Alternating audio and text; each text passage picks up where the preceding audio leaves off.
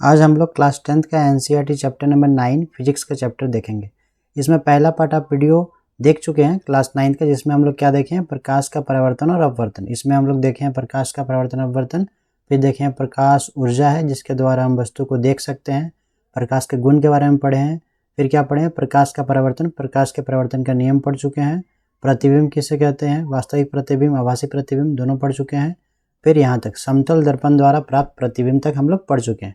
आज हम लोग नेक्स्ट वीडियो में क्या देखेंगे, आज के वीडियो में हम लोग देखेंगे गोलीय दर्पण। ठीक है, समतल दर्पण तक हम लोग पिछले वीडियो में देख चुके हैं। आज हम लोग नेक्स्ट गोलीय दर्पण से शुरू करेंगे। तो गोलीय दर्पण क्या है, अगर आप ये चैप्टर पहली बार देख रहे हैं तो देखिए क्या कहता है। गोलीय दर्पण क्या है कि गोलीय दर्पण का परावर्तन तल अंदर की ओर या बाहर की ओर वक्रित होता है, जैसे कि एक सर्कल होता है, सर्कल है। इस सर्कल को अगर 2 पार्ट्स में डिवाइड करेंगे ना, तो हम लोग को इसमें 2 गो दर्पण आएगा। देखिए जो ये इस शेप जो है, ये शेप, इसको क्या दर्पण कर रहे हैं हम लोग, ये हम लोग का है अवतल दर्पण। अवतल दर्पण क्या दर्पण है, ये अवतल दर्पण। यानी कि इस पार्ट तरफ, इस पार्ट को हम लोग क्या बोलेंगे, अवतल दर्पण, और इधर वाला पार्ट को क्या बोलेंगे हम लोग, उत्तल दर्पण। तो इसीलिए ये गोलीय दर्पण का नाम है, क्योंकि एक सर्कल से, एक जो सर्कल होता है उस सर्कल से ये दोनों दर्पण बाहर आए हैं। तो इस गोलीय दर्पण उसे ही कहते हैं जो सर्कल से बने। तो सर्कल से 2 ही दर्पण बने हुए इस चैप्टर में हम लोग पढ़ेंगे, जो एक क्या है, अवतल दर्पण और उत्तल दर्पण। तो देखिए यहाँ डेफिनेशन में लिखा हुआ, क्या लिखा हुआ, गोलीय दर्पण जिसका परावर्तक पृष्ठ अंदर की ओर अर्थात गोले के केंद्र की ओर वक्रित होता है। वक्रित मतलब घुमा हुआ, कर्व। ठीक है, वक्रित का यार मतलब है कि कर्व। देखिए ये कर्व इस तरह से घुमा हुआ है ना, ये कर्वियल से वह वक्रित है। और कहाँ है, सेंटर। तो ये मान लीजिए सेंटर, तो सेंटर की तरफ ये घुमा हुआ है। तो इस पार्ट का हम लोग क्या बोलेंगे, अवतल दर्पण। ठीक है, अवतल दर्पण है ये। और ये जो इस तरह से घुमा हुआ क्या होगा, उत्तल दर्पण। तो आगे देखिए नीचे में लिखा हो, गोलीय दर्पण जिसका परावर्तक पृष्ठ बाहर की ओर, ये बाहर की ओर घुमा हुआ है, बाहर की ओर वक्रित होता है, उसे हम लोग उत्तल दर्पण कहते हैं। तो ये 2 तरह का दर्पण के बारे में हमें इस चैप्टर में पढ़ना है। ठीक है, तो समतल दर्पण तो पढ़ चुके हैं, इसमें हम लोग को क्या क्या पढ़ना है, अवतल दर्पण और उत्तल दर्पण। ठीक है, तो ये आपको समझ में आ रहा होगा कि गोलीय दर्पण क्यों कहते हैं, क्योंकि एक सर्कल, एक जो सर्कल है, ये बार बार बता रही, सर्कल से ही ये दोनों दर्पण बाहर आया है। इस साइड को हम लोग अवतल दर्पण लेंगे और इस साइड को हम लोग उत्तल दर्पण लेंगे। ठीक है, अब चलिए नेक्स्ट क्या है, नेक्स्ट है गोलीय दर्पण में सामान्यतः प्रयुक्त होने वाले कुछ शब्द। तो गोलीय दर्पण के टर्म, ठीक है, क्या क्या टर्म का यूज करते हैं हम लोग, जैसे ध्रुव क्या है, मुख्य अक्ष क्या है, वक्रता केंद्र क्या है, और द्वारक क्या है, मुख्य फोकस क्या है, इन 5 के बारे में हम लोग इसे समझेंगे। तो देखिए इस डायग्राम को बड़ा करके आपको हम समझाते हैं, बड़ा कर देते हैं डायग्राम को। देखिए किताब से ही डायग्राम को लिया गया है।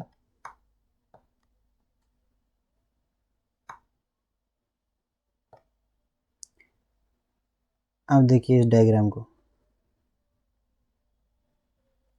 इसमें देखिए एक सर्कल बना हुआ है, जैसे कि गोलीय दर्पण है, ये गोलीय दर्पण ही है। तो एक सर्कल बना हुआ है, आप देख सकते हैं यहाँ पर। और सी क्या है, सी सेंटर है, और सेंटर को सेंटर है, और ये क्या है, पी, और ये जो लाइन है ये क्या, मुख्य अक्ष है, ये एफ क्या, फोकल लेंथ है। तो इस डायग्राम को थोड़ा ऊपर कर देते हैं, फिर आपको इससे वीडियो के कॉन्सेप्ट के साथ बताते हैं।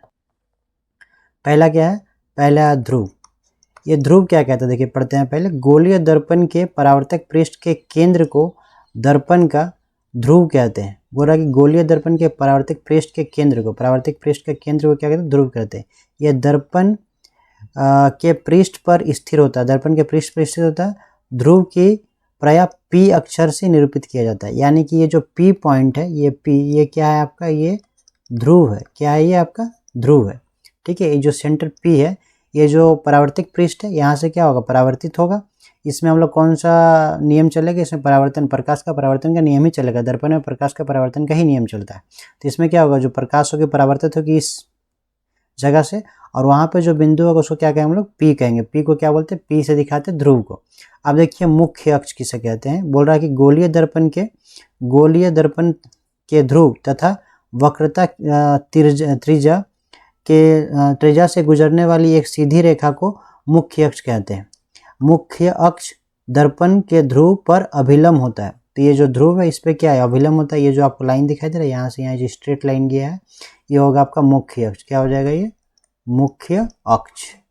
ठीक है, प्रिंसिपल एक्सिस, इंग्लिश में उसका प्रिंसिपल एक्सिस बोलते हैं। तो ये जो लाइन है अब P पर क्या लंब है, 90 डिग्री का एंगल बनाएगा, यही क्या होगा आपका मुख्य अक्ष होगा। तो P हो जाएगा ध्रुव और ये जो बीचों बीच जो लाइन है ये क्या हो जाएगा मुख्य अक्ष। आपको समझ में आ गया होगा। अब देखिए वक्रता केंद्र बोल रहा है कि गोलीय दर्पण का परावर्तक पृष्ठ एक गोले का भाग है, एक गोले का भाग है। बोले गोलीय दर्पण का परावर्तक पृष्ठ एक गोले का भाग है, यानी कि जो आपको पहले इससे पहले बताए कि ये जो परावर्तक पृष्ठ है ये क्या गोले का एक साइड है, ये गोले का एक साइड है, ठीक है। पूरा ये सर्कल है ना उसमें से एक साइड है ये। बोल रहा है कि इस गोले का केंद्र गोलीय दर्पण का वक्रता केंद्र है। तो इस गोले का जो केंद्र है, इस गोले का जो केंद्र है ये इस सेंटर, ये पूरा सर्कल को आप देखिएगा तो इसका ये सेंटर होगा ना, ये क्या है, ये गोलीय दर्पण का वक्रता केंद्र है और इसी को हम लोग क्या बोलेंगे वक्रता केंद्र बोलेंगे। और ये अक्षर किससे दिखाया जाता है, सी से निरूपित किया जाता है। किससे किया जाता है, सी से। यानी कि जो बिंदु सी दिख रहा है आपको ये क्या है, ये आपका वक्रता केंद्र है। क्या है ये आपका वक्रता केंद्र है, ये सी, ठीक है। अब ये तब समझ गए कि वक्रता केंद्र क्या है, मुख्य अक्ष क्या है, ध्रुव क्या है, पर इसका एक यूजेस है वक्रता जो केंद्र है, ये काफ़ी इंपॉर्टेंट बात है। ये जो वक्रता केंद्र है यानी कि जो सी से लेकर पी तक का दूरी, पी तक का दूरी यही त्रिज्या होता है। क्या होता है, त्रिज्या भी है। त्रिज्या को हम लोग आर से दिखाते हैं। और जो फोकस होता है इसका हम लोग पढ़ेंगे फोकस, वो फोकस निकलता r/2। ये फार्मूला आपको आना चाहिए। कभी कभी वक्रता त्रिज्या दिया रहता है तो उसमें आपको f निकालना पड़ता है। f निकालने के लिए क्या करते हैं, r/2 करते हैं। देखिए आप नेक्स्ट फोकल लेंथ जो लिखा हुआ द्वारक लिखा हुआ, ठीक है, उसका मुख्य फोकस द्वारक पहले देख लीजिए। गोलीय दर्पण के परावर्तक पृष्ठ की वृत्ताकार सीमाओं का क्या लिखा हुआ, व्यास दर्पण का द्वारक कहलाता है। इसे mn से दर्शाया जाता है। यानी कि आपने देखा होगा कि ये जो इस तरह से कर्वेल दिया हुआ, वक्र दिया हुआ और यहाँ पर एक m और m दिया हुआ, तो ये जो इसका व्यास है यहाँ से यहाँ, उसी को हम लोग क्या बोलेंगे, द्वारक बोलेंगे, ठीक है। इसको m और n से ही दिखाया जाता है। अब आता है मुख्य फोकस। तो बोला मुख्य अक्ष पर एक बिंदु जहाँ मुख्य अक्ष के समांतर किरणें आकार मिलती है या परावर्तित किरणें मुख्य अक्ष पर एक बिंदु से आती हुई महसूस होती है, वह बिंदु गोलीय दर्पण का मुख्य फोकस कहलाता है। तो मुख्य फोकस क्या कहलाता है, इसलिए आपको डायग्राम से समझते आपको बेहतर समझ में आएगा। ये देखिए आप अगर देख पा रहे हैं यहाँ पे, तो यहाँ पे सी है, सी क्या है, वक्रता केंद्र, और ये क्या है आपका पी, ध्रुव। तो सी से पी का दूरी को हम लोग त्रिज्या बोलते हैं। क्या बोलते हैं, त्रिज्या, वक्रता त्रिज्या। और इसके बीच सी और पी के बीच हम लोग क्या लेते हैं, एफ लेते हैं, ठीक है। वही होता है मुख्य फोकस, ठीक है। आपको हम एक यहाँ पर शो करके आपको बताते हैं। देखिए आपको जो यहाँ पे बताया कि सी और पी है ध्रुव, सी है क्या है, वक्रता केंद्र, इसी बीच में आएगा एफ। क्या आएगा, एफ। और ये एफ और पी के बीच का दूरी को हम लोग बोलेंगे फोकस दूरी। क्या बोलेंगे, फोकस दूरी, ठीक है। ये पी और एफ के बीच का दूरी क्या बोलेंगे, फोकस दूरी, वही है फोकस दूरी। और ये एफ क्या है, अक्ष, फोकस अक्ष, ठीक है। कभी कभी चैप्टर में जब न्यूमेरिकल को हम लोग सॉल्व करेंगे तो उसमें आर दिया हुआ रहेगा, आर यानी त्रिज्या दिया रहेगा, तो आपको एफ निकालना होगा। एफ कैसे निकलेगा, r/2 करके ही एफ निकलता है। ये बात आपको इसमें याद रखना है, काफ़ी इंपॉर्टेंट है। बाकी आपको नाम के साथ तो जानना ही चाहिए कि किसे ध्रुव कहते हैं, किसे वक्रता केंद्र कहते हैं, किसे मुख्य अक्ष कहते हैं, किसे फोकस कहते हैं, ये आपको जानना पड़ेगा। द्वारक क्या है, ठीक है। तो कुछ नहीं है, ये जो यहाँ से m और n जो दिया हुआ है ये आपका द्वारक हो गया, ये ध्रुव हो गया, ये वक्रता केंद्र हो गया, ये मुख्य फोकस हो गया, और ये क्या हो गया, मुख्य अक्ष हो गया, ठीक है। समझ गए होंगे, आगे देखते हैं। चलिए अब देखिए यहाँ पर कुछ बातें लिखा हुआ, क्या लिखा हुआ कि गोलीय दर्पण के ध्रुव तथा मुख्य फोकस के मध्य बिंदु फोकस दूरी कहलाती है। क्या कहलाती है, फोकस दूरी, जो आपको हमने बताया। इसे f किस अक्षर से, f अक्षर द्वारा निरूपित किया जाता है। तो आपको बताया ना अभी हम कि देखिए ये मान लीजिए ये रेखा जो है ये एक मुख्य अक्ष की रेखा है, तो यहाँ पे C होगा, तो यहाँ पे क्या होगा, P होगा, तो इसी के बीच F होगा, और F से लेकर P का दूरी को स्मॉल f से दिखाएंगे, और यही आपका क्या हो जाएगा, फोकस दूरी। क्या हो जाएगा आपका, ये फोकस दूरी, याद रखना है आपको। अब देखिए नीचे फॉर्मूला भी दिया हुआ, R क्या फॉर्मूला क्या होता है, R बराबर, R त्रिज्या है, 2 × F, तो F बराबर क्या हो जाएगा, r/2। आपको ये याद रखना है, ठीक है। R=2F होता है, इसका आपको ज़रूरत नहीं पड़ेगा, MCQ में बनाने के लिए ज़रूरत पड़ सकता है, लेकिन ये आपको ज़रूरत पड़ेगा ही पड़ेगा। इसी से ये फार्मूला निकला है कि अगर त्रिज्या दिया हुआ है तो F निकालना, क्योंकि बिना F निकाले आपका ये चैप्टर सॉल्व नहीं होगा। इसमें फोकल लेंथ है, जो फोकस दूरी है, वो फार्मूला में लगता है। तो इसका F बराबर क्या होगा, R/2 होगा। आपको ये ध्यान रखना है, ये काफ़ी इंपॉर्टेंट है। ये छोटा छोटा मिस्टेक कर देता है बच्चा, क्या होता है कि R दिया हुआ है और फोकस दूरी में R ही ले लिया, त्रिज्या को ही लगा दिया, तो आंसर कभी आपका सही नहीं हो पाएगा। ठीक है, यहाँ दिया हुआ देखिए, छोटे द्वारक के गोलीय दर्पण के लिए वक्रता त्रिज्या फोकस दूरी से दुगनी होती है। तो वक्रता त्रिज्या क्या होती है, फोकस दूरी से दुगनी होती है, मतलब कि R बराबर 2 × F होता है। तो F बराबर क्या हो जाएगा, R/2 हो जाएगा। इस बात को आपको याद रखना है। ठीक है, चलिए आगे देखते हैं। आगे क्या है, अब देखिए यहाँ से शुरू होता है डायग्राम। क्या डायग्राम है, कह रहा है कि अवतल दर्पण के किरण आरेख बनाने के लिए कुछ नियम। तो अवतल दर्पण के किरण आरेख बनाने के लिए कुछ नियम है। तो 3 नियम है, 3 नियम का हम लोग पढ़ेंगे। आपको नोट्स भी बनाते हुए चले जाना है, तभी आपको अच्छा समझ में आएगा। इसमें क्या करना है, ये जो आपको हम बताए यहाँ पे कि जो 5 पॉइंट, ध्रुव, मुख्य अक्ष, वक्रता केंद्र, द्वारक और मुख्य फोकस, इसमें अगर आप पूरा लाइन नहीं भी लिखते हैं तो आपको इस डायग्राम के साथ पॉइंट आउट कर लेना। जैसे ये डायग्राम मैंने बताया ना, डायग्राम में किसे वक्रता केंद्र, किसे ध्रुव, कौन सा फोकल लेंथ है, द्वारक क्या है, मुख्य अक्ष क्या है, ये आपको लिख लेना, तो उससे आपको क्लियर हो जाएगा। और इसमें आपको ये याद रखना है F बराबर R/2। इससे ये आपका जो निचोड़ निकल रहा है, इससे काफ़ी इंपॉर्टेंट है। चलिए अब हम लोग बता रहे हैं, क्या बता रहे थे कि अवतल दर्पण के किरण आरेख बनाने के कुछ नियम। तो पहला नियम क्या कहता है, देखिए कहता है कि दर्पण के मुख्य अक्ष के समांतर प्रकाश किरण परावर्तन के पश्चात अवतल दर्पण से मुख्य फोकस से गुजरती है। अब देखिए क्या कह रहा है कि ये जो प्रकाश की किरणें हैं, ये जो प्रकाश की किरणें हैं, ये किरणें जब जाएगी क्या बोलते हैं, समांतर, किसके समांतर, मुख्य अक्ष के समांतर। ये मुख्य अक्ष अभी पढ़े, तो मुख्य अक्ष के अगर समांतर जाएगी तो किससे परावर्तित होगी, फोकस से परावर्तित होगी। समझ में आ रहा बात, पहला। ठीक है, ध्यान दीजिए कि अगर प्रकाश की किरणें किससे क्या क्या लिखा हुआ है, परावर्तित होगी, किससे परावर्तित होगी, समांतर, किसके समांतर, समांतर होगी आपकी मुख्य अक्ष की। तो किससे आपका पार होके जाएगी, फोकस से पार होके जाएगी। आपको यह ध्यान देना। देखिए यहाँ लिखा हुआ सब समांतर, क्या मुख्य अक्ष के समांतर प्रकाश किरण परावर्तन के पश्चात अवतल दर्पण के मुख्य फोकस से गुजरती है। तो कहाँ से गुजरेगी, ये मुख्य फोकस से गुजरेगी। ठीक है, अब नेक्स्ट देखिए, नेक्स्ट में क्या है, अवतल दर्पण के मुख्य फोकस, अवतल दर्पण के मुख्य फोकस से गुजरने वाली किरण परावर्तन के पश्चात मुख्य अक्ष के समांतर निकलेगी, मुख्य अक्ष के समांतर निकलेगी। यानी कि आप इसके बाद क्या बोल रहे हैं कि अगर फोकस से परावर्तित होगी तो मुख्य अक्ष के समांतर क्या होगी, प्रकाश निकलेगी।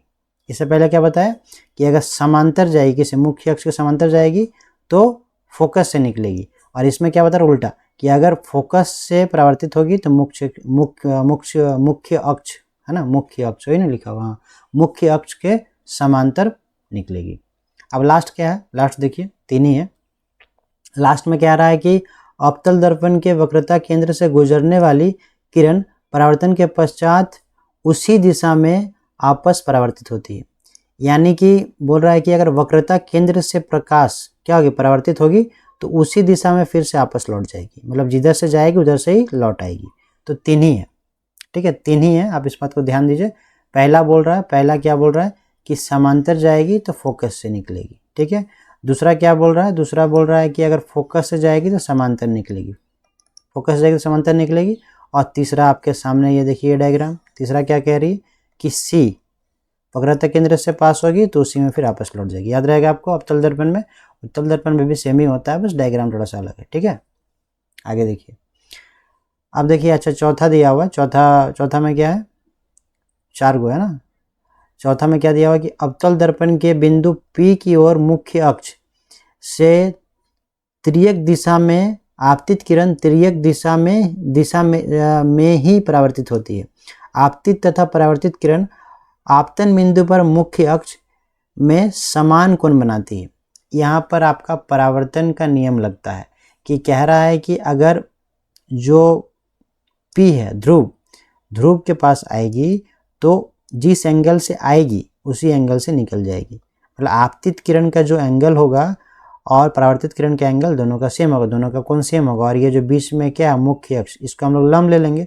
तो मान लीजिए 30 डिग्री के एंगल से अगर आपतित किरण पी पे आती है तो 30 डिग्री के एंगल से ही वो क्या होगी, निकल के चली जाएगी। ठीक है, तो ये 4 डायग्राम है। मैं आपको बता रहा था कि 3 ही डायग्राम, लेकिन 4 डायग्राम है। ठीक है, देख लीजिए ठीक से, तो आपको याद रखना है चारों। ये फिर से एक बार आपको लास्ट में यहाँ पर बता दे रहे हैं।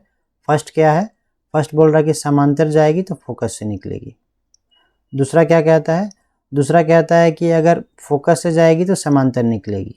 ठीक है, और तीसरा क्या कहता है, तीसरा कहता है कि अगर वक्रता केंद्र सी से जाएगी तो आपस भी उसी में लौटेगी, जाएगी जैसे आपस भी उसी में लौटेगी। और चौथा आपके सामने है, चौथा क्या है कि अगर ध्रुव में आएगी तो जिस एंगल में आएगी उसी एंगल से निकलेगी। इसको यहाँ पर लंब ले लेंगे हम लोग, किसको, मुख्य अक्ष को। दोनों का एंगल क्या होगा, बराबर, आई और आर बराबर होगा। तो ये 4 डायग्राम है। चलिए आगे अब क्या दिया हुआ देखते हैं। आगे यहाँ पे दिया हुआ है कि अवतल दर्पण द्वारा बीम की विभिन्न स्थितियों के लिए बने प्रतिबिंब।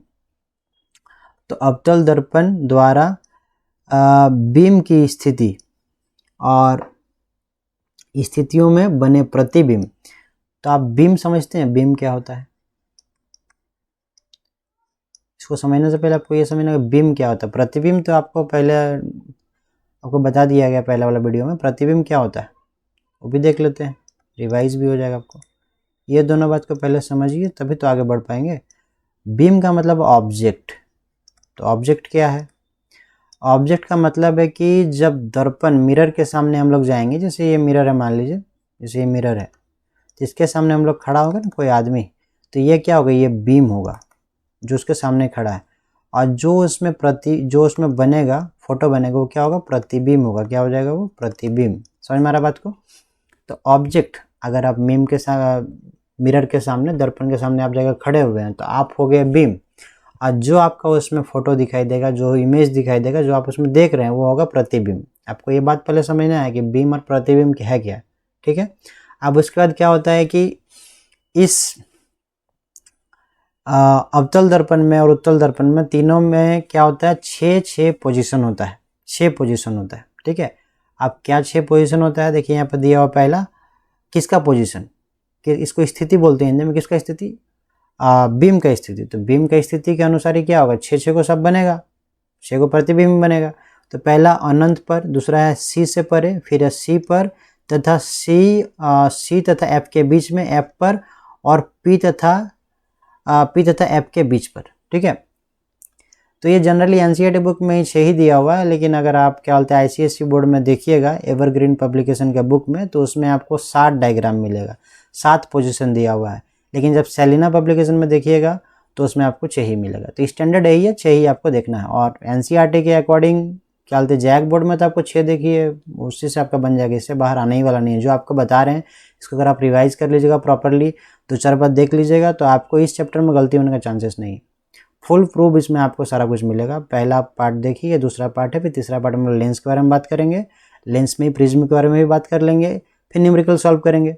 पूरा वीडियो आपको मिलेगा। ठीक है, तो देखिए इसमें, इसके लिए क्या है कि देखिए डायग्राम को देखते हैं, फिर इसमें बात करेंगे टेबल को। देखिए 3 डायग्राम लिया हुआ है, इसमें 3 है। अनंत पर, सी से परे और सी पर, और फिर है कि सी तथा एफ के बीच पर, और एफ पर, और पी तथा एफ के बीच। ठीक है, ये डायग्राम सब आपको बनाना पड़ेगा, समझना पड़ेगा, एग्जाम में बनाना पड़ता है। तो देखिए इसमें क्या आपको समझाते हैं, रुकिए।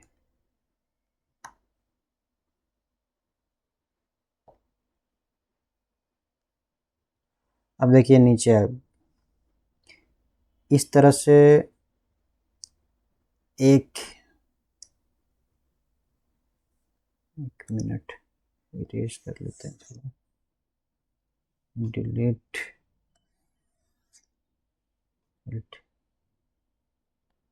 अब देखिए, एक मान लीजिए यहाँ पे आपका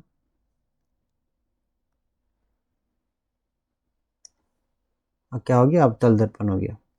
तो अवतल दर्पण में अभी हम लोग क्या क्या पढ़े कि यहाँ पे क्या होता है, पी होता है, यहाँ पे सी होता है, यहाँ पे एफ होता है। ठीक है, तो इसमें देखिए शेप पोजीशन क्या क्या है, अब इसको समझिए। एक हो गया पहला पोजीशन, ये हो गया आपका अनंत पर, कहाँ पर, अनंत, अनंत।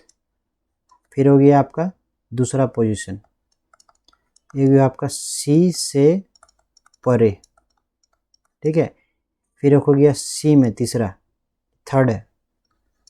फिर सी और एफ के बीच में चौथा, और फिर एक हो गया आपका पांचवा एफ पर, और एक हो गया पी और एफ के बीच में ये आपका छठा, ठीक है। तो याद कैसे रखना है, एक पहला अनंत पर, फिर सी से परे, फिर सी पर, फिर सी और एफ के बीच में, फिर एफ पर और एफ और पी के बीच में।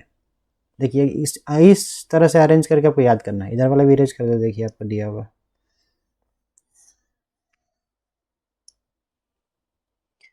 देखिए पहला क्या है अनंत पर, फिर क्या है सी से परे, फिर क्या है सी पर, फिर क्या है सी और एफ के बीच में, फिर क्या है एफ पर, और फिर क्या है पी तथा एफ के बीच में। तो बार बार बता रहे हैं, याद रखने का सीक्वेंस है अनंत पर, सी से परे, सी पर, सी और एफ के बीच में, फिर एफ में, फिर एफ और पी के बीच में। 6 खत्म। आपको इसमें बहुत सारा बात याद रखना होगा कि पहले तो आपको याद करना होगा कि बीम की क्या क्या स्थिति है, फिर प्रतिबिंब की आपकी स्थिति आपको याद रखना पड़ेगा, फिर प्रतिबिंब का आकार आपको याद रखना पड़ेगा, फिर प्रतिबिंब की प्रकृति, फिर आपको प्रतिबिंब की प्रकृति याद रखना पड़ेगा।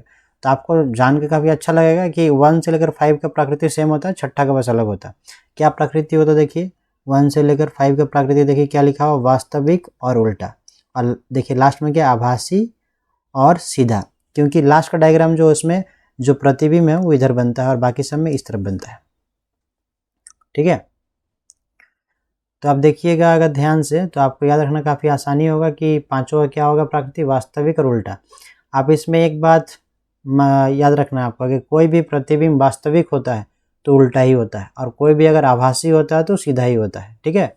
अगर वो वास्तविक है यानी कि उल्टा होगा, आप इसमें सोचना नहीं है आपको कि वास्तविक है कि सीधा होगा कि उल्टा होगा। वास्तविक है मतलब उल्टा होगा, और आभासी मतलब सीधा होगा, ये कन्फर्म है, ठीक है।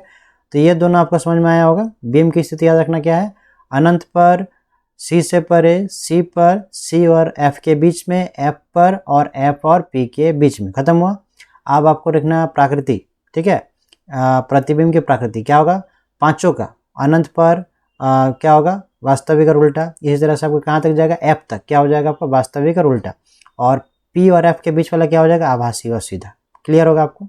अब देखिए यहाँ पर क्या है, अब आकार को पहले देखते हैं, प्रतिबिंब के आकार। देखिए शुरू में क्या, अत्यधिक छोटा, फिर क्या है छोटा, फिर समान साइज, बड़ा, अत्यधिक बड़ा, अब क्या लिखा हुआ है, बृहत बड़ा।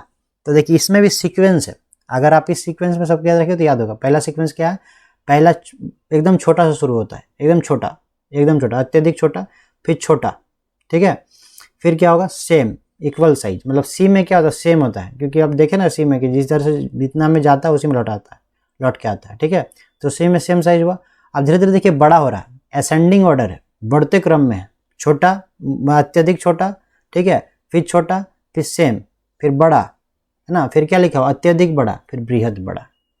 समझ में आ रहा बात, ये क्या बढ़ते क्रम में लिखा हुआ है, बढ़ते क्रम में आपको याद रखना है, अत्यधिक छोटा, छोटा, समान, है कि नहीं, फिर बड़ा, अत्यधिक बड़ा, बृहद बड़ा। खत्म हुआ बात। तो ये तीनों हम लोग इस तरह से याद रखेंगे। क्लियर है, सब इंटर रिलेटेड है। बस आप इस सीक्वेंस को याद कीजिए ना, इस सीक्वेंस को, इस सीक्वेंस का भी याद रखिए। इसके लिए आपको नाम पता होना चाहिए सबका, अब बाकी बात खत्म है। बाकी तो आपको इसी तरह मतलब आसानी से याद हो जाएगा, बाकी तुरंत याद हो जाएगा आपको। बस एकदम मेरे साथ बस आप रिवाइज कीजिए, बार बार बोलिए, आपको याद होना ही होना है, कटाकट याद होगा तुरंत।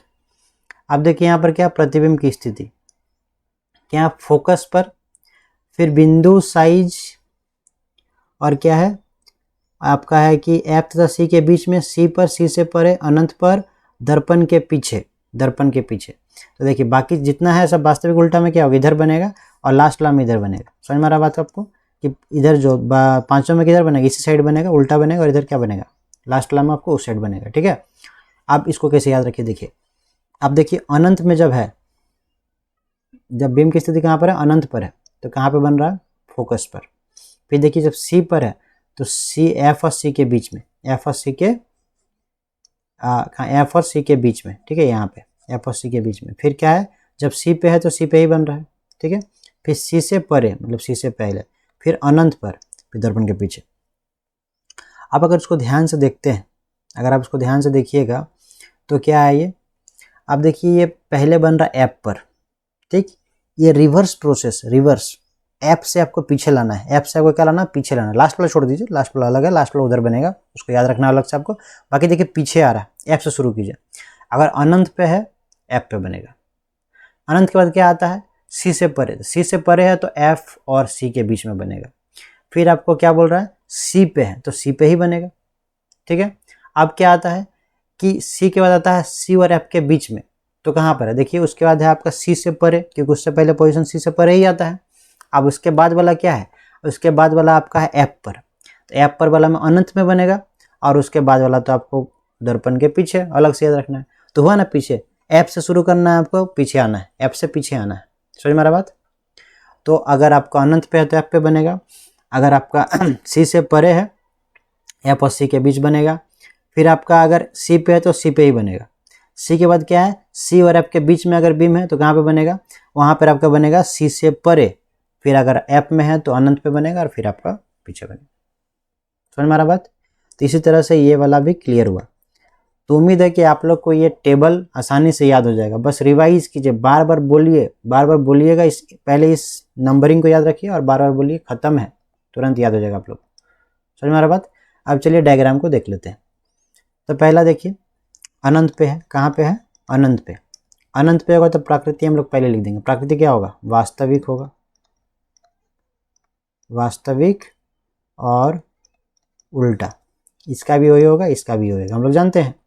आप देखिए इसका साइज, साइज बताइए, साइज भी हम लोग याद किए हैं। इसका क्या हो जाएगा, अत्यधिक छोटा होगा ना, अत्यधिक क्या हो जाएगा, छोटा। फिर क्या हो जाएगा इसका, इसका हो जाएगा छोटा।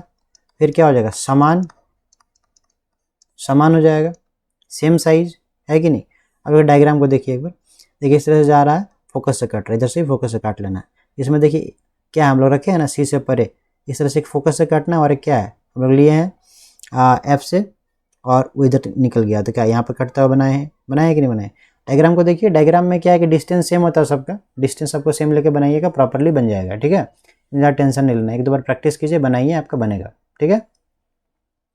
अगला देखिए, इसमें क्या है, सी और एफ के बीच में, सी और एफ के बीच में, तो देखिए आपको याद है सब, आपको डायग्राम बनाना काफ़ी आसान होगा। आपको याद होगा कि देखिए सी और एफ के बीच में अगर मेरा बीम है तो मेरा प्रतिबिंब कहाँ बनेगा, प्रतिबिंब कहाँ पे बनेगा, प्रतिबिंब मेरा क्या होगा, सी से परे बनेगा, सी से परे बनेगा। और इसका भी क्या होगा, वास्तविक उल्टा, वास्तविक उल्टा। समझ में आ रहा बात।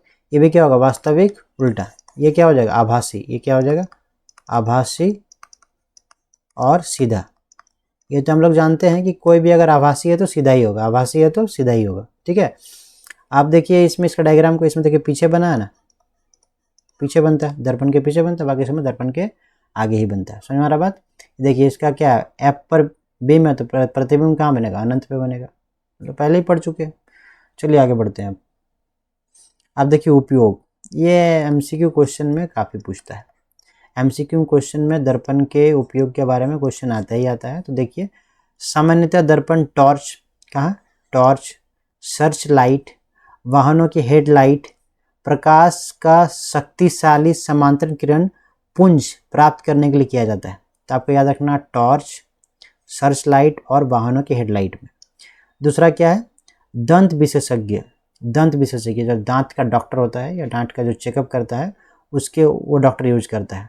अवतल दर्पण का उपयोग मरीजों के दांतों का बड़ा प्रतिबिंब, क्या प्रतिबिंब, बड़ा प्रतिबिंब देखने के लिए करते हैं। तीसरा क्या है, इन्हें प्रायः चेहरे का बड़ा प्रतिबिंब देखने के लिए शेविंग दर्पण के रूप में उपयोग किया जाता है। तो जो भी शेविंग, और जो शेविंग करते हैं, अगर आप लोग भी करते होंगे शेविंग, तो आप लोग जानते होंगे कि हम लोग शेविंग में कौन सा प्रतिबिंब का यूज करते हैं। हम लोग चेहरा को बड़ा देखने के लिए कि कहाँ कहाँ हम लोग का निकला है दाढ़ी उड़ी, सब देखने के लिए किसका यूज करते हैं, अवतल दर्पण का यूज करते हैं, ठीक है। अगर करते होंगे तो हम लोग तो भाई नॉर्मल इसी दर्पण से सब हो जाता है। तो याद रखना है कि शेविंग करने के लिए कौन दर्पण का यूज करते हैं, हम लोग अवतल दर्पण का उपयोग करते हैं, जैसा कि बुक में दिया हुआ, याद कर लेना है। और चौथा देखिए, सौर भट्टी में सूर्य, सौर भट्टी में सूर्य के प्रकाश को केंद्रित करने के लिए बड़े अवतल दर्पण का प्रयोग किया जाता है। जो सौर भट्टी होता है उसमें सूर्य के प्रकाश को फोकसित करने के लिए क्या करते हैं हम लोग, अवतल दर्पण का प्रयोग करते हैं। तो ये आपको याद रखना है। पहला क्या दिया, टॉर्च, सर्च लाइट, वाहनों की हेडलाइट। दूसरा में दिया हुआ दांत वाला डॉक्टर, दंत विशेषज्ञ। तीसरा में दिया हुआ शेविंग करने के लिए, और चौथा में दिया हुआ है सौर भट्टी में इसका उपयोग किया जाता है। उम्मीद है कि आप लोग याद कर लीजिएगा, तभी आप लोग एग्जाम अच्छा जाएगा, नहीं तो फिर ये वीडियो रहे, बुक में रहे, कहीं भी रहे, बस लिखा ही रह जाएगा, कोई काम नहीं आएगा आप लोग। अब देखिए यहाँ से शुरू होता है उत्तल दर्पण, यानी कि वहाँ तक क्या हो गया, अवतल दर्पण का जो भी बेसिक है वो सब खत्म हो चुका है।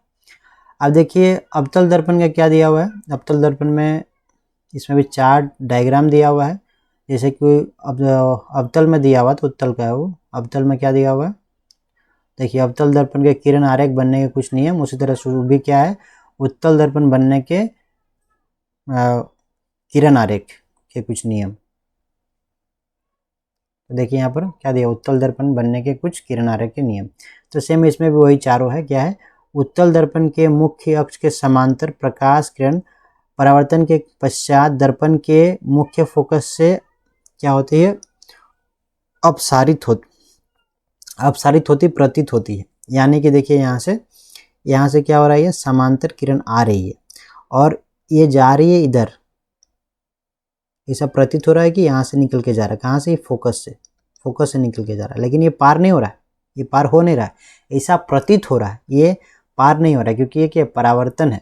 परावर्तन में क्या होता है, टकरा के आपस चला जाता है, अपवर्तन नहीं है कि पार होकर चला जाएगा। तो ये प्रतीत होता है कि फोकस से निकल रहा है, ठीक है। इसका फोकस किधर होगा, इस तरफ होगा, और बीम जो हम लोग का लाइट जो आ रहा है इधर से ही न जाएगा, ठीक है। इसीलिए इसमें जितना भी डायग्राम बनता है, इसमें भी 6 ही डायग्राम है, लेकिन बनता है इसमें 2 ही डायग्राम है। 5 के लिए एक डायग्राम और एक के लिए एक डायग्राम। अनंत में जब रहता है तो उसके लिए एक डायग्राम बनता है, और बाकी जितना भी है 5 के लिए एक ही डायग्राम बनता है, ठीक है। और इसका जो प्रकृति है वो सेम रहता है, 6 में सेम रहता है, या 2 बोलिए, 2 में सेम रहता है। क्या रहता है इसका, आभासी और सीधा, क्योंकि परे बन रहा है ना, तो आभासी और सीधा ही रहता है, ठीक है। तो डायग्राम याद होगा आपको। देखिए इसमें भी सेम वही है, बस इसका क्या है कि फोकस से जाते हुए प्रतीत होगा, फोकस में प्रॉपर्ली जाता नहीं है। तो यह क्या होगा, समांतर आएगा मुख्य अक्ष के, तो किससे निकलता हुआ अभिसारित होता प्रतीत होगा, फोकस से। सेकंड देखिए, सेकंड में क्या था, उसमें भी देखो फोकस से आएगा। तो देखिए फोकस से अगर आएगा तो क्या होगा, मुख्य अक्ष से अभिसारित होगा, ठीक है। फोकस से आएगा मतलब फोकस की तरफ, ये हम लोग ले लेंगे, इस एंगल में लाएंगे तो क्या होगा, आपका मुख्य अक्ष के समांतर ये चला जाएगा। समझ में आ रहा बात। अब देखिए थर्ड में क्या था, सी क्या है, वक्रता केंद्र।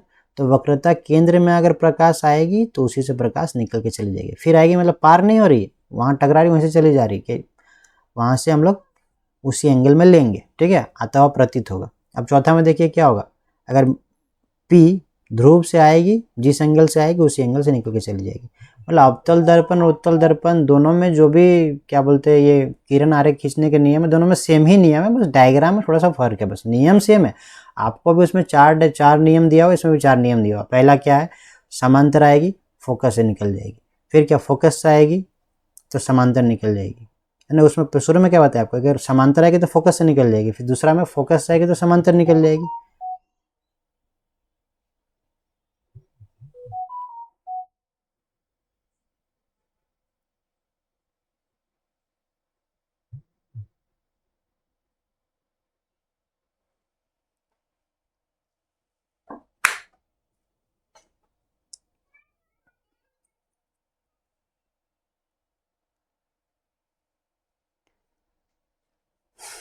तो दोनों में नियम सेम है, आपको नियम बताया ना कि देखिए अगर उसमें समांतर आएगी तो फोकस से निकल के चली जाएगी दोनों में, अगर फोकस से क्या होगी आएगी तो समांतर निकल के चली जाएगी, अगर सी वक्रता केंद्र में आएगी तो वक्रता केंद्र से ही निकल के चली जाएगी, जैसे आएगी वैसे ही जाएगी, ठीक है।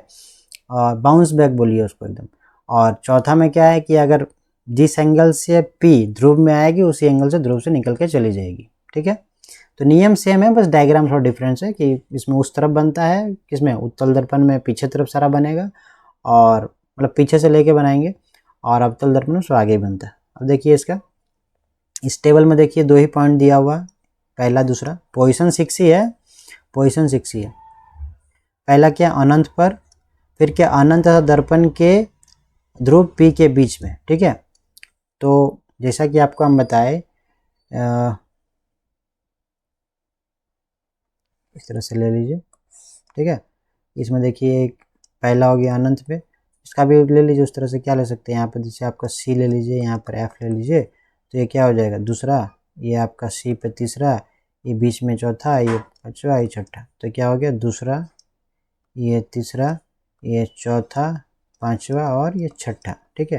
तो इन पांचों के लिए एक डायग्राम है और इसके लिए एक अलग डायग्राम है, ठीक है। तो इसका नियम देखिए, अनंत पर जब होगा तो क्या होगा, फोकस दर्पण के पीछे होगा, और क्या होगा, अत्यधिक छोटा होगा, और आभासी और सीधा दोनों में देखिए आवाज, प्राकृतिक दोनों में सेम रहता है। अगर आपको बोल दिया है कि उत्तल दर्पण है तो प्राकृतिक आपको याद रखना है कैसा होगा, आभासी और सीधा होगा। और एक ही दो ही डायग्राम है, देखिए दो डायग्राम है नीचे, है ना, दो डायग्राम देखिए, एक अनंत पर के लिए डायग्राम ये वाला, और बाकी किसी के लिए पूछेगा तो यही डायग्राम बनेगा। समझ में आ रहा बात, आपको याद रखना है ये दो डायग्राम। कुछ नहीं है, देखिए सिंपल बना हुआ है, जैसे कि समांतर है तो फोकस से निकल गया, समांतर है तो फोकस से निकल गया। और इसमें देखिए क्या है, आपको एक समांतर लिए तो फोकस से निकलता हुआ दिखाई दिया गया है, और एक क्या है, एक आपको सी से लेता हुआ दिखा दिया गया कि सी से गए तो उसी से निकलता हुआ चला गया, फिर जहाँ पर कटेगा वहाँ पर दिखा देना है, ठीक है। तो देखिए यहाँ पर क्या है, एक होगा P, प्रतिबिंब कहाँ पर बनेगा, P तथा F के बीच दर्पण के पीछे बनेगा। कैसा होगा, छोटा होगा। जब अनंत और दर्पण के बीच में होगा तो क्या होगा, छोटा होगा। और जब फोकस और दर्पण के पीछे होगा तो क्या होगा, अत्यधिक छोटा होगा, बिंदु साइज का होगा, ठीक है, याद रखना है। अनंत पर होगा तो प्रतिबिंब का आकार कैसा होगा, अत्यधिक छोटा। और जब अनंत तथा दर्पण के P के बीच होगा तो क्या होगा, छोटा होगा, ठीक है।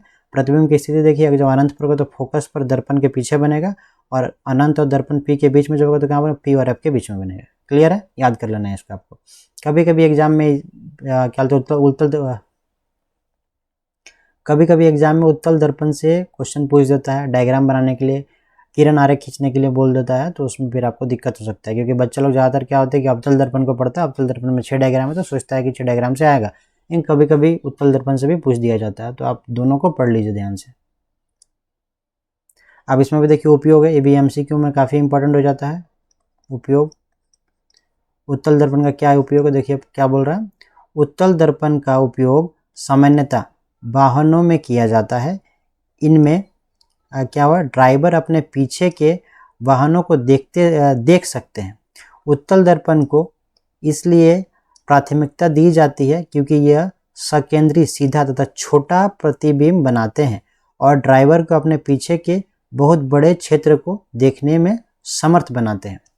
जो साइड मिरर होता है ना, साइड मिरर, जब साइकिल चलाते हैं या फिर बाइक तो चलाते ही होंगे, बाइक स्कूटी, आप लोग तो हीरो हैं, तो बाइक स्कूटी जब चलाते हैं तो साइड मिरर ना, साइड मिरर उसी को बोल रहा है। साइड मिरर में कौन सा दर्पण लगा रहता है, उत्तल दर्पण लगा रहता है। तो इसका खासियत है, कभी कभी ये भी पूछ देता है 1-2 नंबर क्वेश्चन में कि उत्तल दर्पण का क्या गुण है।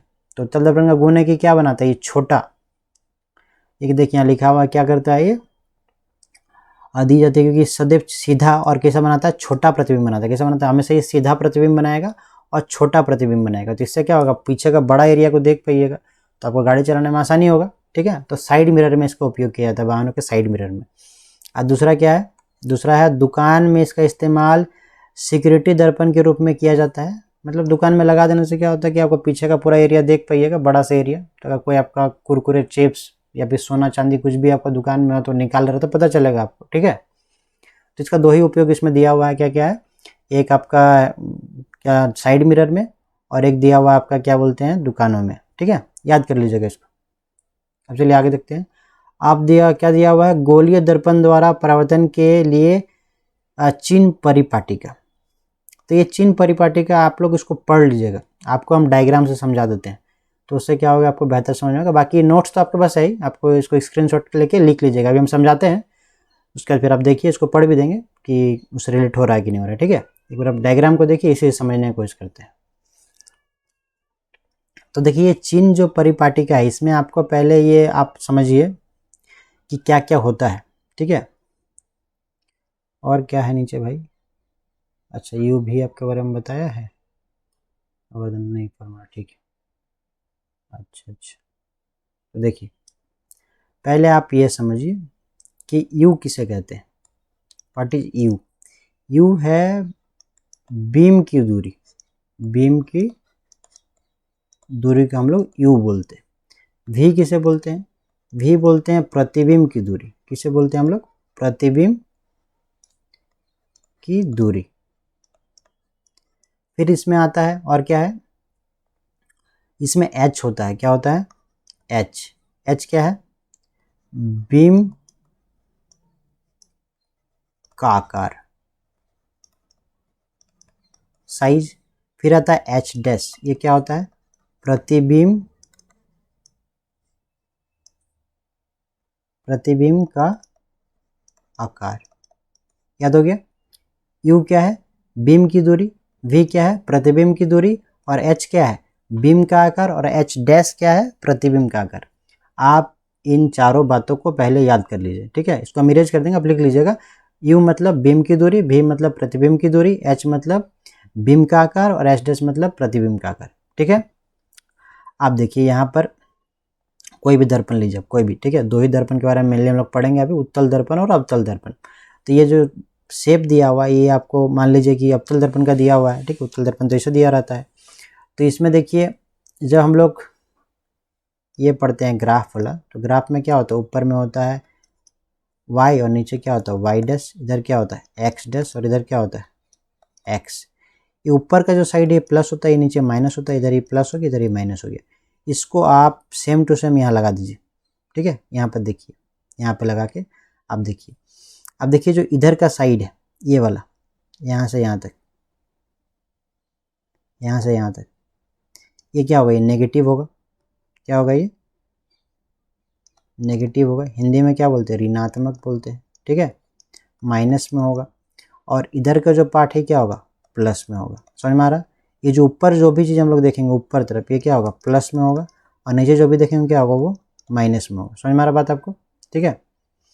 अब देखिए, हम लोग इसको इरेज करते हैं पहले, फिर आपको शुरू से बताते हैं।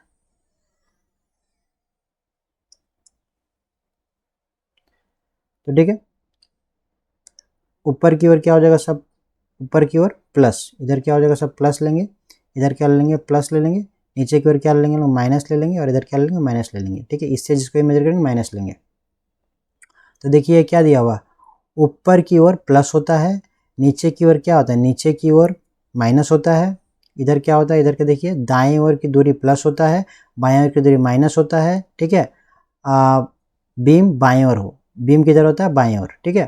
तो इसमें देखिए, इसमें दिया हुआ है जो आपका हम बता रहे थे कि ऊपर की ओर क्या होगा, क्यों होता है वो बताया ना आपको, क्योंकि हम लोग यहाँ पर जो ग्राफ होता है उसी के हिसाब से इसको लिया गया। ग्राफ में ऊपर y, नीचे y डैश, इधर x डैश और इधर x। तो इधर क्या होता है? माइनस होता है, इधर प्लस होता है, ऊपर में प्लस होता है, माइनस होता है। उसी को इसमें फिट किया गया है, उसी के हिसाब से प्लस माइनस लिया गया है, ठीक है। अब देखिए, अब इसमें तो डायग्राम दिया हुआ नहीं है, पर आपको हम इसी में एक डायग्राम बना के आपको हम समझाते हैं, तो आपको बेहतर समझ में आएगा। इसको छोटा कर देते हैं, इसको हटा ही देते हैं।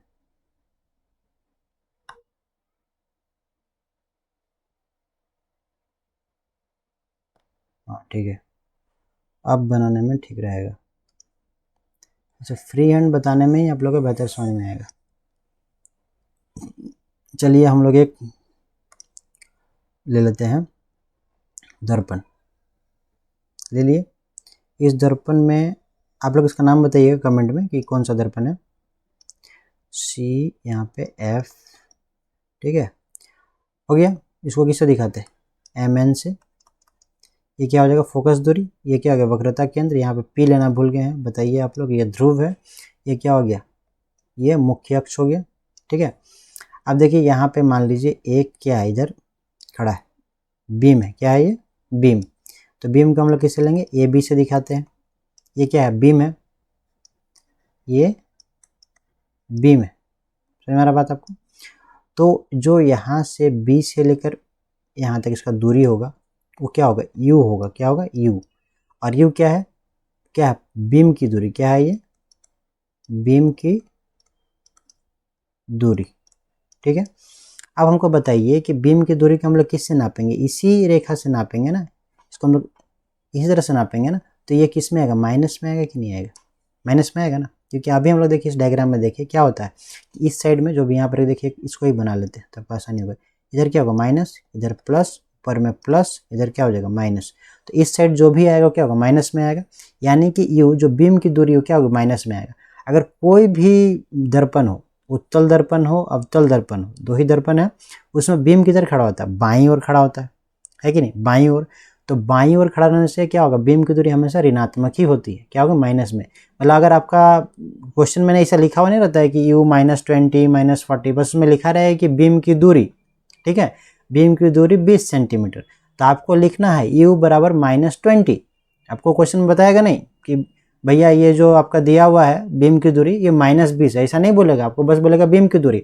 वो आपको पता होना चाहिए कि माइनस में होगा कि प्लस में होगा। तो आप हमको बताइए कि ये जो बीम की दूरी क्या होगा, बीम इधर खड़ा होगा, उसको P से ही हम लोग नापते हैं। तो हम लोग जब P से इसको मेजर करेंगे, यहाँ से यहाँ P से, ठीक है, P से जब यहाँ से यहाँ मेजर करेंगे हम लोग, तो क्या होगा, ये ऋणात्मक होगा। इसलिए आपको याद रखना है कि बीम की दूरी हमेशा क्या होती है, ऋणात्मक ही होती है। क्लियर हुआ। अब ये जो ए बी है ना, इसको हम लोग क्या बोलते हैं, ये बीम बोले आपको, ये बीम है। तो ए बी क्या, बीम की ऊंचाई है कि नहीं, बीम की आकार है ना, ठीक है। तो ए बी जो है, ए बी ये क्या है, ये है आपका बीम का ऊंचाई, ले लीजिए, हाँ ऊंचाई। तो बीम की ऊंचाई को हम लोग किसे, एच से दिखाते हैं। अब बीम की ऊंचाई क्या है, देखिए ऊपर की ओर नापेंगे, ऊपर की ओर, तो ऊपर की ओर क्या आता है, प्लस होता है ना भाई। इधर जो मेजर करेंगे क्या होगा, प्लस होगा कि नहीं होगा। तो जो बीम है, बीम की ऊंचाई हमेशा एच किस में आएगा, एच हमेशा प्लस में आएगा। बीम की ऊंचाई किस में आएगा, प्लस में, क्योंकि बीम हमेशा क्या होगा, इसी साइड खड़ा रहता है, इसी साइड खड़ा रहता है ना, बीम हमेशा इसी साइड खड़ा रहता है। और ये क्या होगा, ऊपर की ओर ही खड़ा रहेगा। तो इसकी ऊंचाई क्या होगी, हमेशा धनात्मक होगी। तो आपके क्वेश्चन में अगर बीम की ऊंचाई दी हुई है तो आपको किस में लेना है, प्लस में लेना है, ठीक है। अब देखिए ये दोनों बात फिक्स होता है, कोई भी दर्पण हो ये दोनों बात फिक्स है कि बीम की दूरी ऋणात्मक होगी और बीम की ऊंचाई धनात्मक होगी, प्लस होगी, ये दोनों बात कन्फर्म है। अब देखिए ये वाला कौन सा दर्पण है, ये कौन सा दर्पण है, इस दर्पण में फोकस किधर, इस साइड है, तो इसका फोकस किस में आएगा, माइनस में है, किस में आएगा, माइनस में, ठीक है। देखिए दो तरह का दर्पण पड़े, आप लोग देखिए ध्यान से देखिए। देखिए ये कौन सा दर्पण है, ये आपका है उत्तल दर्पण। इससे पहले कौन सा पढ़े हम लोग, अवतल दर्पण पढ़े ना। देखिए अवतल दर्पण, ये कौन सा दर्पण है, ये अवतल दर्पण। अवतल दर्पण देखिए इस तरफ, इसका फोकस किधर होता है, इस साइड होता है। आप देखिए क्या बोलते हैं, उत्तल दर्पण, इसका फोकस क्या है, फोकस किधर है, इस साइड इसका फोकस है, इस साइड। और अवतल में किधर होता है, इस साइड होता है। तो अवतल का जो फोकस होगा वो क्या होगा, माइनस में, और उत्तल का जो फोकस होगा क्या होगा, प्लस में, होगा कि नहीं होगा, आपको याद रखना है। तो ये जो डायग्राम है, आपको जो कमेंट करके बताने बोले, ये किस तरह का शो कर रहा है ये डायग्राम। अगर हम लोग ऐसा ले लेते हैं तो इसका परावर्तक पृष्ठ किधर है, इस साइड है। तो ये कौन सा दर्पण हो जाएगा हम लोग का, ये हो जाएगा अवतल। कौन सा हो जाएगा, अवतल दर्पण, ठीक है। अवतल दर्पण में आपको हम प्रैक्टिकल करके बता रहे हैं। तो अवतल दर्पण में फोकस क्या हो जाएगा, हमेशा ऋणात्मक होगा। आगे नीचे पॉइंट में लिखा हुआ है, अवतल दर्पण का फोकस क्या होगा, ऋणात्मक होगा। और जब हम लोग उत्तल दर्पण लेते हैं तो उसका फोकस क्या इधर होता है, तो उसका जो फोकल लेंथ आएगा यहाँ पे आएगा, तो इधर का क्या होता है, प्लस होता है ना, this side is plus, x वाला साइड, तो क्या होगा, इसका हमेशा प्लस होगा। तो यानी कि अगर उत्तल दर्पण है तो उसका फोकल लेंथ, फोकस दूरी क्या हो जाएगा, प्लस होगा। और अगर अवतल दर्पण है तो उसका फोकस दूरी क्या हो जाएगा, माइनस हो जाएगा। अब इसमें अब क्या बात आता है, अब इसमें बात आता है, ये तो बीम की ऊंचाई तो बता दिए, प्रतिबिंब की ऊंचाई के बारे में भी हम बात किए थे कि प्रतिबिंब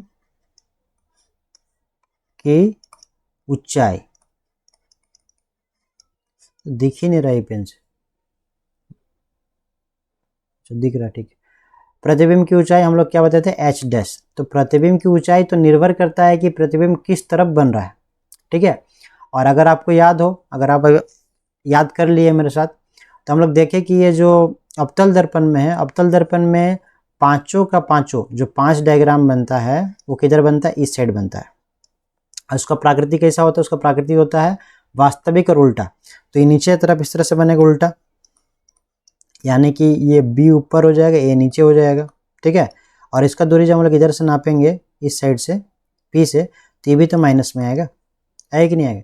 यानी कि अगर इस तरफ बने, अगर प्रतिबिंब इस तरफ बने, अच्छा नहीं, अभी तो आपको हम क्या बता रहे हैं, ये बता रहे हैं ना, प्रतिबिंब की ऊंचाई बता रहे हैं। प्रतिबिंब की ऊंचाई तो ये है, तो प्रतिबिंब की ऊंचाई को हम लोग इससे नापेंगे, इससे मेजर करेंगे, नीचे वाला से मेजर करेंगे ना, नीचे वाला से। तो इससे जब मेजर करेंगे तो क्या आ गया, माइनस में आएगा।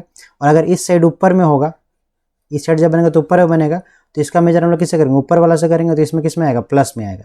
यानी कि अगर वो दर्पण के पीछे बने तो प्लस में आएगा, दर्पण के आगे बने तो वो माइनस में आएगा। किसकी, प्रतिबिंब की ऊंचाई की। ठीक है, तो ये निर्भर करता है, ये आपको समझना पड़ेगा कि किधर बन रहा है। ठीक है, अब एक आता है प्रतिबिंब की दूरी। तो प्रतिबिंब की दूरी देखिए, अगर इस साइड बना है तो उसको हम लोग प्रतिबिंब की दूरी को दिखाते किससे हैं, पहले ही बताया आपको, प्रतिबिंब की दूरी, प्रतिबिंब की दूरी को हम लोग v से दिखाते हैं। तो प्रतिबिंब अगर इस तरफ बना है, यहाँ पे अगर ये प्रतिबिंब है, ये जो ए बी प्रतिबिंब यहाँ पे बना है, तो इसको हम लोग v से दिखाएंगे। और इस साइड को हम लोग किससे मेजर करते हैं, प्लस है ना इधर, तो ये प्लस में आएगा। अगर इधर आया है तो किस में आएगा, माइनस में। यहाँ पर v क्या हो जाएगा, माइनस। तो अगर दर्पण के आगे बनेगा तो माइनस में आएगा, दर्पण के पीछे बनेगा तो प्लस में आएगा, प्रतिबिंब की दूरी। अब प्रतिबिंब की ऊंचाई क्या क्या है, ऊंचाई का भी सेम ही है। ठीक है, तो आपको इस तरह से याद रखना है। अब कॉन्सेप्ट को समझना बहुत जरूरी है, नहीं तो न्यूमेरिकल आपसे बनेगा नहीं। यहाँ पे जो कॉन्सेप्ट आपको बताया गया है कि कौन सा माइनस कौन सा प्लस और क्यों माइनस प्लस हो रहा है, इसको आपको समझना है, विस्तार से समझना है। बार बार इस वीडियो को देखिए और समझिए, तभी न्यूमेरिकल को आप बना पाइएगा। तो न्यूमेरिकल को बनाना पॉसिबल नहीं है, न्यूमेरिकल में लिखा हुआ नहीं रहता माइनस प्लस। यही तो सबसे बड़ा दिक्कत है कि माइनस प्लस जब लिखा ही हुआ नहीं तो कहाँ पे माइनस लगेगा, कहाँ पे प्लस लगेगा, तो आपको समझना पड़ेगा, आपको याद होना होगा, तब ना बना पाइएगा कि कहीं भी माइनस कहीं भी प्लस लगा दीजिएगा, नहीं ना। अब देखिए यहाँ लिखा हुआ भी आगे, देखिए यहाँ दिया हुआ है कि बीम की दूरी u हमेशा ऋणात्मक होता है। जो बीम की दूरी u होता है, u हमेशा क्या होगा, माइनस होगा। अब देखिए अवतल दर्पण की फोकस दूरी ऋणात्मक होती है, अवतल दर्पण की फोकस दूरी जो है f, वो क्या होगा, हमेशा माइनस होगा। और देखिए उत्तल दर्पण की फोकस दूरी हमेशा क्या होगी, धनात्मक होगी, क्या हो जाएगी, प्लस। बाकी सब घर में नहीं लिखा हुआ है, बाकी सब आप देख रहे हैं लिखा हुआ नहीं है। क्यों लिखा हुआ नहीं, क्योंकि बाकी सब निर्भर करता है कि किधर बनेगा, है कि नहीं। यहाँ पर ये भी तो लिखा हो सकता था कि प्रतिबिंब की दूरी ऋणात्मक या धनात्मक, पर तो निर्भर करती है ना कि इस तरफ बनेगी कि उस तरफ बनेगी, जिधर बनेगी उसके अनुसार वो क्या होगी, प्लस और माइनस होगी। ठीक है, अब इसमें देखिए, अब हम लोग देखते हैं दर्पण सूत्र। क्या देखेंगे हम लोग, अब दर्पण सूत्र, यहाँ पे लिखा हुआ तो नहीं है दर्पण सूत्र, उसका हम लोग देखते हैं, क्योंकि दर्पण सूत्र के बाद ही हम लोग आवर्धन को समझेंगे। दर्पण का सूत्र क्या, फार्मूला है, फार्मूला, सूत्र मतलब फार्मूला।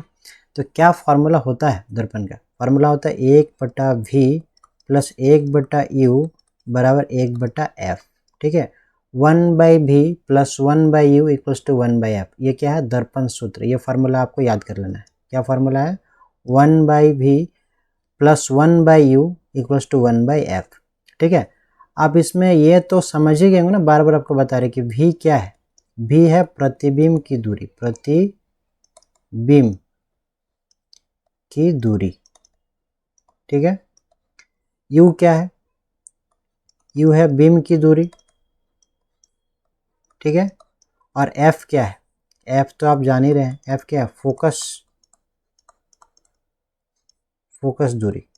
समझ में आ रहा बात आपको। तो ये फार्मूला है, क्या फार्मूला है, ये फार्मूला है आपका 1/v प्लस 1/u बराबर 1/f। ठीक है, और क्या है, v बराबर है प्रतिबिंब की दूरी और u बराबर है बिंब की दूरी और f बराबर क्या है, फोकस दूरी। ठीक है, अब इसके बाद आप क्या देख सकते हैं, इसके बाद हम लोग अब देखेंगे आवर्धन क्या है। ठीक है, आवर्धन, आवर्धन क्या है, तो क्या कहता है, गोलीय दर्पण द्वारा उत्पन्न वह अपेक्षित विस्तार है जिससे ज्ञात होता है कि कोई प्रतिबिंब बीम की अपेक्षा कितना गुना, ये देखिए बीम की अपेक्षा कितना गुना आवर्धित है, इसे प्रतिबिंब की ऊंचाई तथा बीम की ऊंचाई के अनुपात के रूप में व्यक्त किया जाता है। ये देखिए, इसी से आपका क्या है, इसी से आपका फॉर्मूला भी आएगा आवर्धन का, क्या है, इसे प्रतिबिंब की ऊंचाई और बीम की ऊंचाई के अनुपात के रूप में व्यक्त किया जाता है। यानी कि इसका फार्मूला जो हम लोग लिखेंगे, इसका फार्मूला क्या लिखेंगे, हम लोग आवर्धन को m से शो करते हैं और क्या बताया, प्रतिबिंब की ऊंचाई बटा में क्या बताया, अनुपात मतलब बटा ही होता है, बीम की ऊंचाई क्या होता है, बीम की ऊंचाई। यही इसका फार्मूला हो गया आवर्धन ज्ञात करने का। तो ये गुना में पता चलता है। इसको अगर हम लोग लिखेंगे तो क्या लिख सकते हैं, प्रतिबिंब की ऊंचाई हम क्या बताएं कि h डैश होता है और h होता है। ठीक है, तो m बराबर क्या हो जाएगा, m बराबर हो जाएगा h डैश बटा में h। इसमें एक फार्मूला और लेते हैं हम लोग, क्या लेते हैं, m बराबर h डैश बटा h बराबर माइनस v/u। तो कभी कभी क्या होता है, हम लोग इसका यूज करते हैं खाली, h डैश बाई एच बराबर माइनस भी बाई यू। मान लीजिए कि क्वेश्चन में आपका बोल रहा है कि प्रतिबिंब की ऊंचाई ज्ञात कीजिए और बीम की ऊंचाई और भी और यू आपको पता है तो निकल जाएगा। इसी फार्मूला से क्या होगा, हम लोग एच को जगह उधर मल्टीप्लाई कर देंगे तो एच डैश निकल जाएगा। तो इस फार्मूला का भी हम लोग यूज करते हैं, ये भी काफ़ी इंपॉर्टेंट है। तो ये फार्मूला आपको यूज करना पड़ता है, ध्यान दीजिए इस फार्मूला को। आप समझ में आ रहा है आपको। आप देखिए इसमें इस डेफिनेशन को अगर आप सही से पढ़ते हैं तो इसमें बोल रहा है कि ये क्या बताता है, जिससे ज्ञात होता है कि कोई प्रतिबिंब की अपेक्षा कितना गुना आवर्धित है। तो प्रतिबिंब बीम की अपेक्षा कितना गुना क्या है, आवर्धित है, ये पता चलता है इससे। ठीक है, यानी कि इसमें क्या होगा, जो भी आंसर आएगा गुना में हम उसका, इसमें जो भी आंसर आएगा उसको आपको समझना पड़ेगा। मान लीजिए कि m अगर बराबर 1 आता है, क्या आता है, बराबर 1, तो दोनों क्या है, समान है। दोनों का साइज क्या हो जाएगा, दोनों का साइज आपका समान हो जाएगा। ठीक है, दोनों का साइज आपका, तो देखिए m अगर 1 होगा तो क्या होगा, ये इसका आकार क्या हो जाएगा, बराबर हो जाएगा। किसके आकार के, प्रतिबिंब और बीम का आकार बराबर हो जाएगा।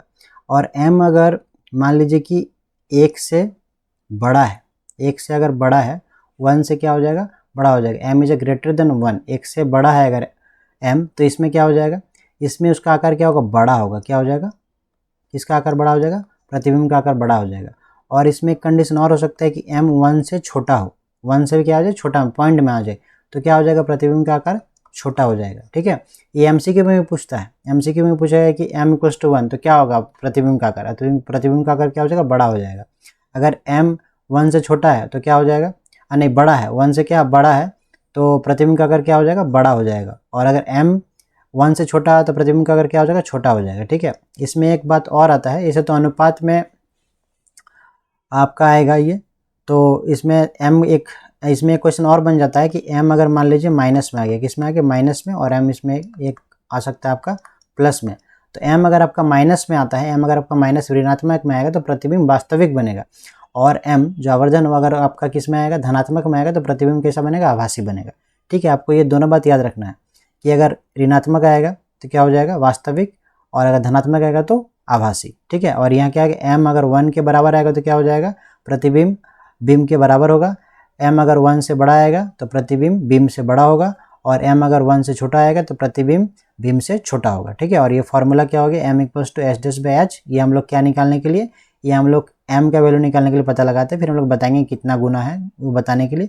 और ये फार्मूला जो यहाँ लिखे हैं हम लोग, एच डैश बाई एच बराबर माइनस भी बाई यू, इसका यूज करते हैं हम लोग क्रिस क्रॉस मल्टीप्लाई करके किसी का भी वैल्यू फाइंड करने के लिए। ठीक है, और मान लीजिए कभी कभी दिया हुआ नहीं रहता प्रतिबिंब की ऊंचाई और प्रतिबिंब की बीम की ऊंचाई, तो हम लोग माइनस भी बाई यू लगा के भी यूज करते हैं m निकालने के लिए। ठीक है, उम्मीद है कि आप लोगों को समझ में आया होगा। बाकी को फिर से गो थ्रू कर लेंगे। देखिए क्या है, आवर्धन पढ़े हम लोग, इसका कार्तिक तालिका, इसका जो भी दिया हुआ है क्या है, ये गोलीय दर्पण द्वारा परावर्तन के लिए चिन्ह पर परिपाटी, उसको हम लोग पढ़े। ठीक है, उसके फिर उत्तल दर्पण का उपयोग पढ़ लिए, उत्तल दर्पण के जो डायग्राम बनते उसको पढ़ लिए। फिर इसमें जो भी इसका आभासी सीधा है, इसका जो उत्तल दर्पण द्वारा बने प्रतिबिंब की प्राकृतिक स्थिति, अपेक्षित आकार पढ़ लिए। फिर क्या है, ये अवतल दर्पण का उपयोग पढ़ लिए, डायग्राम कैसे बनते वो पढ़ लिए, अवतल दर्पण का डायग्राम का जो टेबल दिया उसको पढ़ लिए, याद भी किए हम लोग। ठीक है, अवतल दर्पण के किरण आरेख बनने के कुछ नियम पढ़ लिए। फिर क्या पढ़े इसमें हम लोग पढ़े, इसमें हम लोग क्या पढ़े, हटाते हैं, रुकिए देखते हैं। इसमें हम लोग गोलीय दर्पण के सामान्य प्रयुक्त होने वाले कुछ शब्द पढ़े, जैसे ध्रुव किसे कहते हैं, मुख्य अक्ष किसे कहते हैं, वक्रता केंद्र किसे कहते हैं, फिर द्वारक किसे कहते हैं, मुख्य फोकस किसे कहते हैं, ये सब पढ़ लिए। फिर गोलीय दर्पण क्या है, तो गोलीय दर्पण से ही आज मेन टॉपिक शुरू हुआ था और हम लोग गोलीय दर्पण के बारे में पूरी तरह से क्लियरली पढ़ चुके हैं। हम लोग इसका क्या शुरू करें, इसके बाद हम लोग दर्पण शुरू किया, इसके बाद हम लोग लेंस शुरू करेंगे, लेंस के बारे में पढ़ेंगे, और लेंस के बाद फिर हम लोग प्रिज्म के बारे में पढ़ेंगे। अब प्रिज्म में ही हम लोग उसके प्रिज्म के बाद जो बुक में जो टॉपिक है, प्रिज्म के बाद आपका फिर लेंस के पावर के बारे में छोटा सा टॉपिक है उसको पढ़ेंगे। फिर हम लोग न्यूमेरिकल बनाएंगे। तो न्यूमेरिकल बनाने के लिए आपको पहले कॉन्सेप्ट को समझ में आना चाहिए। जो माइनस प्लस प्लस जो आपको बताया नहीं, काफ़ी इंपॉर्टेंट हो जाता है न्यूमेरिकल बनाने के लिए, नहीं तो आपसे न्यूमेरिकल बनेगा नहीं। ये जो यहाँ पर आपको बताया ना, आ गया यहाँ पे जो आपको माइनस प्लस का कॉन्सेप्ट बताया, ये आपको समझना पड़ेगा, नहीं तो फिर आपसे बनेगा नहीं। फॉर्मूला याद रखना पड़ेगा। दर्पण सूत्र क्या है, 1/v + 1/u = 1/f। इसमें f क्या है, फोकस दूरी, v क्या है, प्रतिबिंब की दूरी, u क्या है, बीम की दूरी। इसमें m का फॉर्मूला बताया h dash by h, H S by H बराबर माइनस बी बाई यू। ठीक है, इससे आपको समझ में आया होगा। ठीक है, अब हम लोग क्या करेंगे, नेक्स्ट वीडियो में आपसे मिलेंगे। नेक्स्ट वीडियो में हम लोग थर्ड पॉइंट को देखेंगे, मतलब जो थर्ड पार्ट आएगा उसमें हम लोग लेंस के बारे में पढ़ेंगे। ठीक है, थैंक यू।